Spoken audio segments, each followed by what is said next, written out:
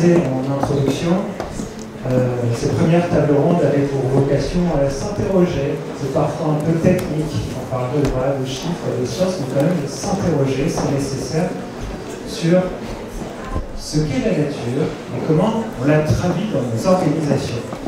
Cette seconde fournée de tables rondes va être plus pratico-pratique puisque nous allons accueillir différentes initiatives qui, en France, j'ai entendu quelqu'un tout à l'heure poser la question, est-ce qu'en France c'est possible? Eh bien, la réponse est oui, c'est possible puisque nous allons avoir 3 tables rondes à la suite où des acteurs français vont témoigner de la façon dont ils procèdent pour représenter la nature dans les entreprises.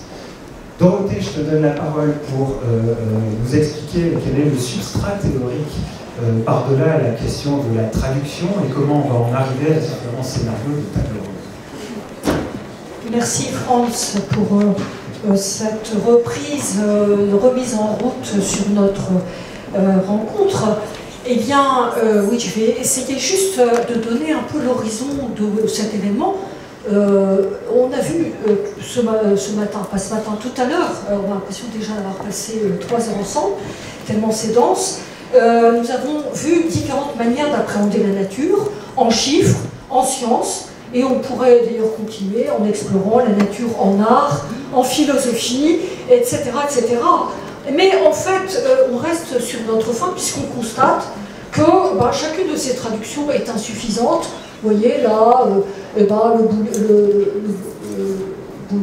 Boulier traduit les choses en euros, des équivalents de la planète, tout ça n'est pas très satisfaisant, mais en fait tout ça révèle que on n'appréhende qu'une partie du monde vivant, et si l'on voulait définir ce qui compte dans le vivant, eh ben, pour moi qui suis biologiste, je dirais que ce qui compte c'est son potentiel, son devenir, c'est-à-dire ses interactions, ses capacités d'échange, à la source de toute adaptation, mémoire, évolution. Vous vous souvenez d'ailleurs du Terminator des OGM, c'était bloquer ça, tout simplement. Et les entreprises ont quelquefois des inventions pas très très recommandables, et la modernité, en fait, dont nous sommes, occidentale, s'est focalisée sur cette approche un peu rationnelle d'explicitation par les sciences, par les chiffres, en banalisant le dualisme qui oppose le corps, l'esprit, la nature et la culture, qui réduit en fait les organismes à des composants, les briques moléculaires. Moi j'ai fait mes études dans les années 80, ça ne parlait que de ça, l'ADN et encore l'ADN. Ce faisant, la modernité a ouvert la voie à des performances techniques, évidemment, chimiques considérables jusqu'à l'IA, tout en négligeant totalement les milieux. C'est ça la bascule qui est en train de nous apparaître droit dans les yeux, et qui d'ailleurs a été visible bien avant notre année 2025. Ces milieux qui conditionnent la production de richesses, comme l'ont dit les uns et les autres. Nous nous sommes laissés griser par des solutions techniques sans réaliser les dégâts du progrès. Vous vous souvenez, la CFDT a produit un rapport en 1972 sur le sujet, et sans réaliser notre séparation, notre surplomb que vous allez voir ici, notre espèce de posture au-dessus de la mêlée, qui fait que nous sommes devenus très peu sensibles au monde réel, et nous avons des investissements hors de l'économie réelle. Pourtant, désormais, nous sommes au pied du mur écologique.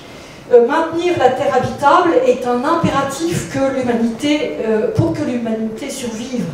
Nous avons besoin de revoir notre place dans le monde vivant. Nous ne sommes pas en dehors des milieux naturels, nous sommes immergés en relation permanente avec les microbes, les bactéries, les organismes que nous ingérons. Certains acteurs comme Catherine Larère, qui est philosophe avec son mari qui vient de décéder, agronome, parle du tournant relationnel. Et s'il y a un mot que j'essaye de transmettre dans cette introduction, c'est bien cela, notre nouveau rapport au vivant. Alors c'est pas ça, c'est ce qui va suivre. Merci. C'est un changement d'état d'esprit. Nous faisons partie du monde vivant. C'est un renouveau inauguré par les physiciens du début du XXe siècle, la relativité générale, le fait que la lumière est à la fois onde, corpuscule, tout ce qui se passe avec l'intrication en physique qui révèle en fait l'impossibilité de séparer le sujet et l'objet observé. C'est ce qu'ont pu développer les auteurs, les philosophes de la phénoménologie, Husserl et les autres, et puis la philosophie relationnelle, on y revient. Donc on a ce changement d'intériorité en fait, hein, de culture du vivant. Ce sont aussi des découvertes récentes qui confirment la réalité de ce monde plus complexe, où bien, en biologie on découvre l'épigénétique, c'est-à-dire le fait que eh bien, le milieu influence la traduction de l'ADN. C'est un changement de perspective.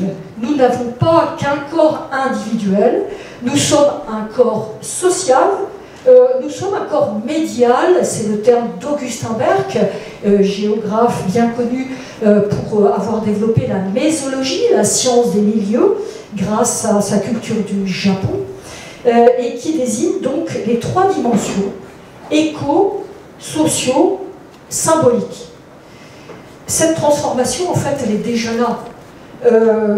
Comme j'ai pu le démontrer dans un livre que j'ai publié en 2018, L'urgence du vivant vers une nouvelle économie, eh bien, la propension à sortir du cogito ergo sum de Descartes, hein, surplomb, eh bien, en fait, la propension se traduit par une envie d'aller plutôt vers l'image suivante, c'est-à-dire je suis parce que nous sommes. Voilà la traduction du mot Ubuntu qui est développé dans le monde d'Afrique du Sud chez les Bantous.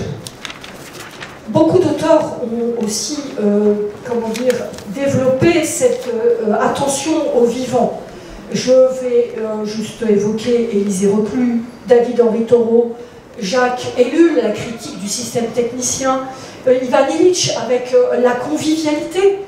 Donc on a un socle, nous avons déjà bifurqué, nous avons une Europe qui existe autrement que ce que nous montrent les fous furieux outre-Atlantique. Je me souviens surtout moi de Félix Guattari. Félix Guattari, son petit ouvrage absolument lumineux, Les trois écologies. 2 heures de lecture à peine, et vous voyez que eh bien, les trois relations qui s'enrichissent mutuellement, rapport à soi-même, rapport à l'autre, avec la dimension politique de la responsabilité dans la cité, et relation à la nature. La confrontation aux limites et la rareté des ressources matérielles aujourd'hui invite à rechercher une autre richesse, celle des liens, avec le slogan que vous connaissez, moins de biens, plus de liens. Et vous voyez que la Fabrique Spinoza a publié la semaine dernière un rapport, La société des liens. Alors tout ça c'est bien beau, mais pour le monde économique, qu'est-ce que ça veut dire? Eh bien, c'est juste que le monde économique participe au monde commun, tout simplement. Et comment est-ce que ce monde économique va participer au sol, à l'air, à la qualité des relations au sein même de la biodiversité, puisque c'est la condition de notre futur. Toute entreprise se développe sur un territoire et par lui, donc son rôle social et environnemental est bien réel. À ce sujet, la comptabilité écologique, qu'on a vu présentée par Alexandre Rambaud, va s'avérer vitale pour dire cette matérialité écologique. D'autres démarches soutiennent cette transformation, notamment les entreprises dites à mission, qui font partie des partenaires, la communauté des entreprises à mission qui soutiennent cet événement, et qui inventent chacun leur contribution à l'intérêt général. Effectivement, un comité de mission, ça challenge les COMEX. En France, nous avons une stratégie nationale pour la biodiversité qui finance une dynamique incarné par la plateforme Entreprise au pluriel et biodiversité. Je vous invite à vous y référer pendant longtemps. C'est une mine véritablement d'outillage et de réseaux que vous pouvez utiliser à volo et où vous pouvez donc être guidé pour ces transformations. Pour conclure, je crois que pour éviter les risques croissants, les risques pour l'entreprise, aussi perte de rendement, les catastrophes climatiques, il faut ouvrir les COMEX à l'expression des milieux sociaux. J'ai représenté ici cette ouverture par une image d'aborigènes d'Australie. Ce sont des femmes d'ailleurs qui ont fait cette œuvre présentée à Beaubourg, parce que elle est organique et que en fait c'est ça l'objectif pour l'entreprise, c'est de multiplier les liens pour entendre notamment les intérêts des autres, puisqu'en fait ils vont déterminer la possibilité d'existence de l'entreprise. Il faut réencastrer l'entreprise dans la biosphère, comme le disait Karl Polanyi il y a déjà 60 ans. Cela veut dire démocratiser la gouvernance pour capitaliser les informations sur les dépendances, les risques, mais aussi sur les contributions possibles.